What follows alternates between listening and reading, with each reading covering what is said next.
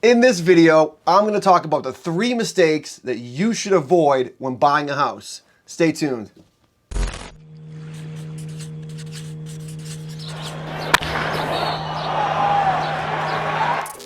Stick around to the end of this video so you can find out how to get a free copy of my buyer's guide, where you'll find answers to frequently asked questions, what the home buying process looks like, what it's like to work with a buyer's agent, and much more. Number 1, buying a house you can't afford. Taking on a mortgage payment monthly that you can't afford is just a terrible idea. You know what they say, don't have champagne taste on a bare budget. Too early for pumpkin beer?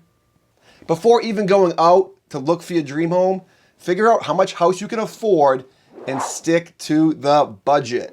No matter how in love you are with the house, you never want to fall behind on a mortgage payment or have issues keeping the lights on.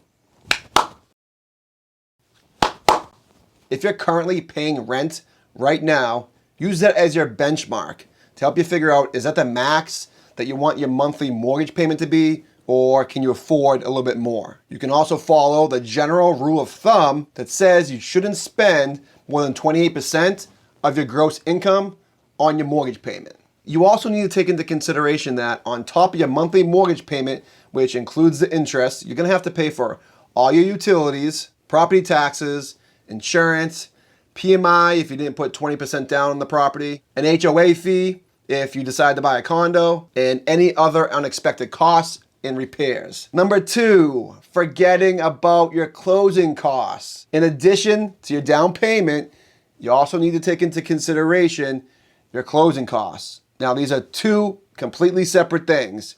Your down payment gets applied directly to your loan, and closing costs is the payment for the services that were needed in order to process your home loan. You should estimate an additional 2 to 3% for your closing costs. And the third mistake that you need to avoid is not using a real estate agent. I could probably make a whole video on this, but due to time constraints, I'll try to make it quick. A buyer's agent is crucial to have on your side. And right now, it's more crucial than ever. It's super competitive out there, and knowing what's going on in your local market, the knowledge and the guidance, and knowing how to submit a strong, acceptable offer will absolutely get you the best results than going in at it on your own. Having a professional that has your back when making one of the most significant purchases you are likely to make in your lifetime is essential. I can't stress that enough. A buyer's agent's job is to represent you in your best interests in a real estate transaction, as opposed to the seller's agent who has the best interests